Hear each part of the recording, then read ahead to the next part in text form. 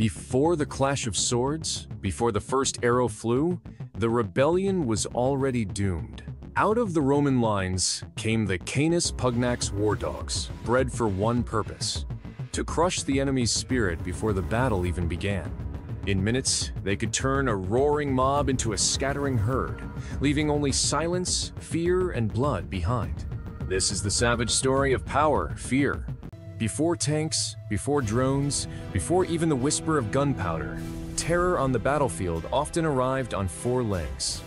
Amidst the chaos of shouting men, the clash of shields, and the glint of bronze in the sun, there was a sound far more primal: the low, rolling growl of the Canis Pugnax. It was not the growl of a pet. It was the warning of a predator, unleashed by the might of Rome. This was no ordinary dog. This was a living weapon, crafted through centuries of war, bred for obedience, speed, and devastating force. And when rebellions threatened the stability of the Roman Empire, these dogs would become the empire's silent executioners. The story of the Canis Pugnax does not begin in Rome, but in the rugged mountains of ancient Epirus lands that today lie between northwestern Greece and southern Albania. Here roam the Molossers, giant dogs with thick coats, heavy jaws, and a loyalty so fierce that Greek poets called them guardians of kings. Aristotle himself wrote of their courage, claiming they could face down lions without hesitation. The Molossers were more than watchdogs. They were status symbols, hunters, and defenders. In the mountains, they were protectors of sheep from wolves. In the cities, they guarded gates against thieves. But in war, they became something else entirely. When Rome encountered the Molossers during its campaigns in Greece, it saw their potential immediately. The Romans were masters of adaptation, never afraid to take the best tools from conquered peoples. They imported the Molossers into Italy, crossing them with other large, aggressive breeds, some local, others captured from barbarian tribes. The result was a beast both massive and swift, intelligent yet terrifyingly aggressive. In Latin, they were called Canis Pugnax, combat dog. By the 12th century BC, Rome had refined the Canis Pugnax into a creature perfectly suited for violence. Standing roughly 60 centimeters at the shoulder and weighing up to 50 kilograms, they were built for power and endurance. Their dark coats made them nearly invisible in the night, their eyes reflecting only the torchlight of approaching doom. Their bark was deep and resonant, designed to unnerve before the first bite ever landed. But their most dangerous weapon was not their teeth, it was their training. Rome's genius was not only in breeding fierce animals, but in turning them into disciplined soldiers. The Canis Pugnax was taught to recognize allies by scent, to ignore distractions, and to attack only on command. Unlike tribal war dogs, who often lunged at anything that moved, Rome's war dogs acted with precision. They could hold their position under a hail of arrows, guard prisoners without killing them, or charge into enemy ranks like a living spear. In the early days, many of these dogs were used in the Roman arenas. Crowds in the Colosseum roared as the Canis Pugnax tore through condemned criminals or fought wild beasts imported from Africa and Asia. But while the public saw them as entertainment, the Roman generals saw something far more valuable: a weapon that could win wars. And soon, the Canis Pugnax would leave the blood-soaked sands of the arena for the mud and chaos of real battlefields. The timing could not have been more perfect. Rome's empire was expanding, but expansion brought unrest. Conquered peoples often rose in rebellion, testing the might of the legions. In the dense forests of Germania, in the windswept hills of Britannia, and in the arid deserts of North Africa, uprisings flared like brush fires. They were unpredictable, fast-moving, and dangerous. The Canis Pugnax offered a way to end them before they could spread.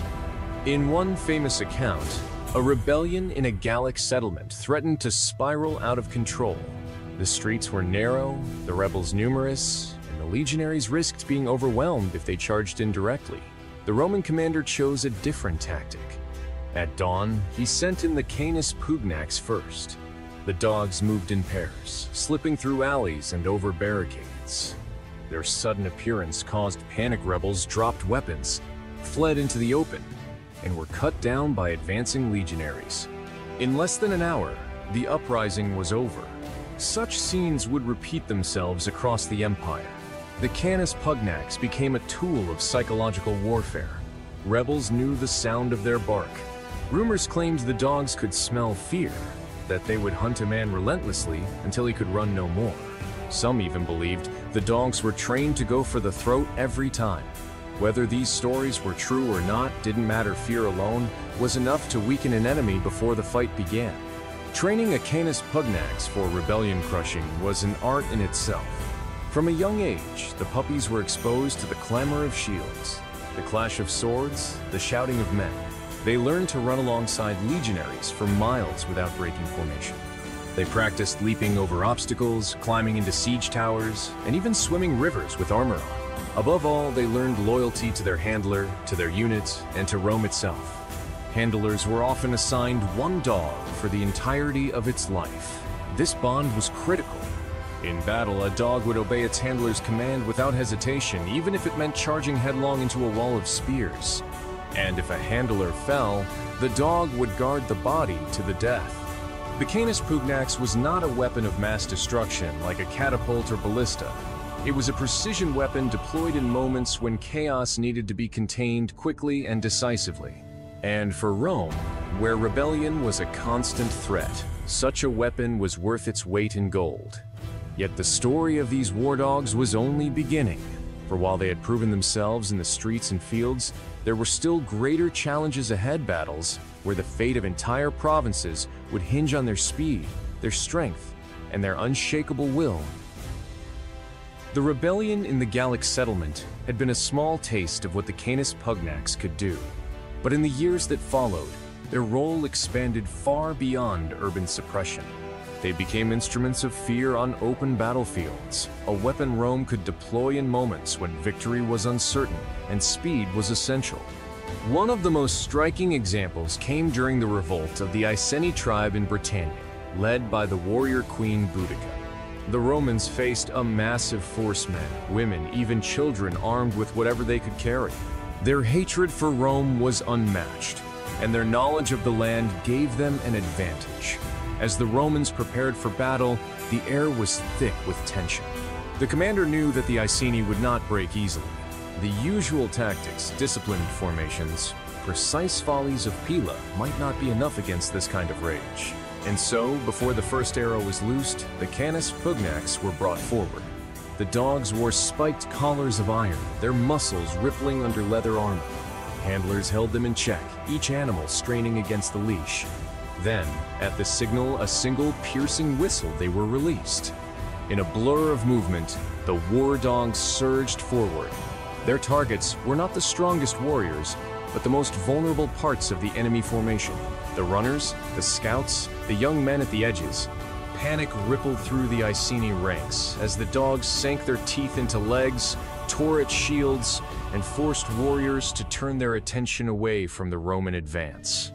This was the genius of the Canis Pugnax. They were not unleashed to slaughter indiscriminately, but to shatter cohesion. In the chaos that followed, the disciplined Roman infantry pressed forward, cutting down disorganized fighters. Within hours, what could have been a prolonged and bloody battle was transformed into a decisive victory. It wasn't just Britannia. In the dense forests of Germania, where ambushes could annihilate entire legions, the dogs became vital scouts. Their keen senses detected enemy movements long before human eyes could see them. In one campaign, a Roman detachment was marching through a narrow forest pass when the dogs suddenly began growling and pulling toward the undergrowth. Moments later, a hail of spears erupted from the trees, but the warning had given the Romans just enough time to raise their shields and form a defensive position. The counterattack drove the ambushers back, and the legion marched on.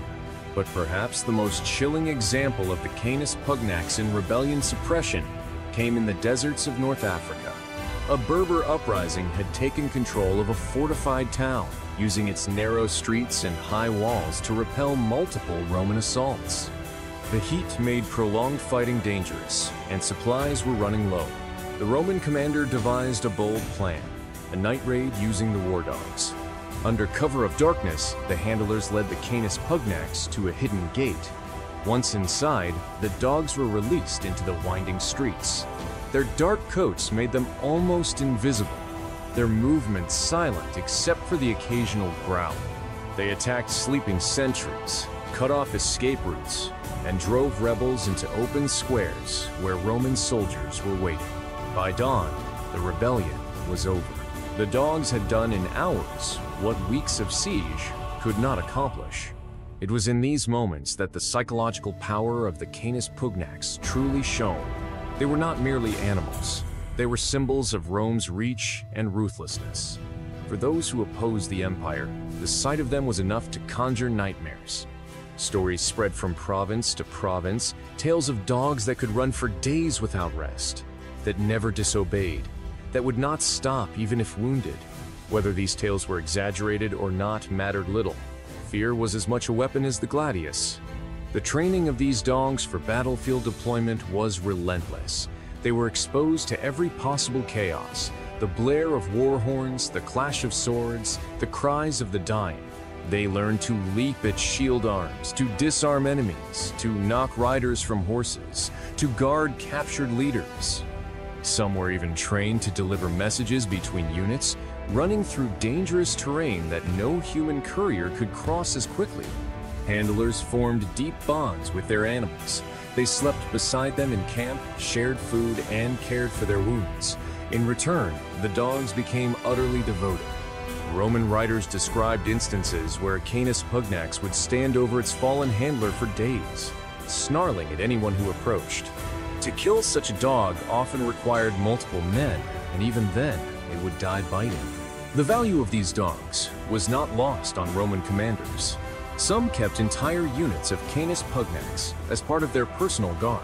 In rebellious provinces, just the rumor that the war dogs were coming was often enough to make insurgents think twice. The dogs became part of Rome's reputation, as feared as the legions themselves. Still, their use was calculated. The Romans understood that while the dogs were fierce, they were also living creatures that could be exhausted or overwhelmed. They were never thrown away in pointless charges. Instead, they were reserved for moments when speed and terror could turn the tide. This careful use meant that each deployment left a lasting impression. In one case, recorded by a later historian, a Dacian rebellion had taken refuge in a mountain fortress. The terrain was too steep for cavalry and too narrow for heavy infantry to advance in formation. The commander sent in a small team of legionaries with a pack of Canis Pugnax. The dogs scaled narrow ledges, bypassing barricades, and reached the rebels before they could organize a defense. When the legionaries arrived minutes later, they found the rebels scattered, some wounded, others fleeing into the mountains. The fortress fell without a prolonged siege.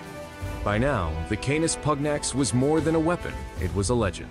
Across Rome's vast territories, from the misty islands of Britannia to the scorching deserts of Africa, stories of these war dogs carried the same message. Resistance was futile, and Rome's wrath could arrive in the dead of night on 4 silent paws. But even as they reached the height of their fame, shadows were gathering. The empire itself was changing. Wars were no longer just against external enemies, they were internal, civil, and political. And in these conflicts, the role of the Canis Pugnax would evolve once again, carrying them from the front lines of rebellion suppression into the darker, bloodier world of Rome's own power struggles. The Canis Pugnax, the powerful Roman war dog, had already established its reputation in campaigns against rebellious provinces, tribal coalitions, and foreign armies. Its loyalty, strength, and disciplined training made it a trusted companion to Rome's soldiers. Yet as the empire matured, its most formidable challenge did not come from the distant frontiers, but from within its own borders. Political instability, internal rivalries, and prolonged disputes over leadership fractured the unity of the legions.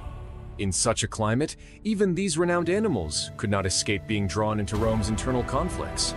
In 69 AD, the turbulent year of the 4 emperors, the empire was divided between competing claimants to the throne. Legions that had once fought shoulder to shoulder in distant lands now faced one another in the streets and fields of Italy. The war dogs, once symbols of Roman power projected outward, now mirrored this division. Commanders who had relied on them in the provinces brought them to the very heart of the empire. The disciplined advances that had shattered uprisings on the frontiers were now witnessed by Roman citizens in their own marketplaces and public squares. A particularly notable incident occurred during a confrontation between the supporters of Emperor Vitellius and the forces loyal to Vespasian in the Forum of Rome. The Vitellian faction released a contingent of Canis Pugnax into the central square. The sudden uproar disrupted daily life. Market stalls were abandoned, trade halted, and civilians hurried to find shelter. The dogs, trained to deter and disarm armed opponents, advanced with precision, compelling the opposing troops to withdraw into narrower streets. For the citizens of Rome, it was an unsettling spectacle. These animals had long been regarded as defenders of the empire, guardians of its borders, and protectors against foreign threats, not as participants in disputes between Romans themselves. This moment became a symbol of change. As the internal wars of the empire continued through the following century, the Canis Pugnax gradually lost its image as a unifying force and a representation of imperial justice. Instead, it came to embody a sobering truth that the power of Rome could be turned inward as readily as it was projected outward. Meanwhile, the evolution of military strategy began to reduce the dog's battlefield role. By the 3rd century AD, Roman armies increasingly favored highly mobile cavalry units to counter rapid raids along the empire's extensive borders. While the Canis Pugnax remained formidable in close encounters, it could not match the range or speed of mounted forces. The growing use of fortified strongholds and heavily defended cities also limited opportunities for the dogs to participate in open field engagements. Nevertheless, they found important new functions. Within the private security arrangements of emperors, senators, and provincial governors, these dogs became both a practical defense and a visible deterrent. A visitor to a prominent villa might be met with the watchful gaze of a Canis Pugnax, its presence alone conveying a clear message about the household's readiness to protect itself. In the provinces, their prestige endured. In North Africa, they assisted in defending against raiding parties that tested Rome's desert frontiers. In the Balkans, they patrolled isolated forts where night incursions were a constant risk. In Britannia, far from the Mediterranean heartland, garrisons valued their acute senses, often claiming that the dogs could detect an approaching presence long before a human scout could. Yet the specialized training they required, months of conditioning, and careful handling became increasingly difficult to sustain as the empire's finances strained under the pressures of constant conflict. The historian Ammianus Marcellinus recounts a poignant example from the 4th century AD. In a remote outpost in Gaul, a single Canis Pugnax named Brutus served as the garrison's primary guardian. One winter night during a heavy snowstorm, a raiding group attempted to approach the fort undetected. The human sentries did not notice them in time, but Brutus did. Without hesitation, he moved to block the advance and raised an alarm loud enough to wake the entire garrison. The defenders assembled swiftly, repelling the attack before it could breach the gates. Though Brutus sustained fatal injuries in the encounter, the soldiers honored him with a burial on the fortress grounds, marking the site with his collar as a lasting tribute. In the years that followed, the simple sight of that collar was said to deter would-be intruders. By the 5th century, as the Western Empire faced sustained pressure from Visigoths, Vandals, and Huns, the breeding and training of the Canis Pugnax had diminished almost entirely. When Rome's political structure collapsed in 476 AD, the war dog that had once marched in perfect formation alongside the most disciplined army in the ancient world faded from active service and entered the realm of legend. Some historians suggest that their lineage continued, influencing breeds such as the Neapolitan Mastiff and Cane Corso.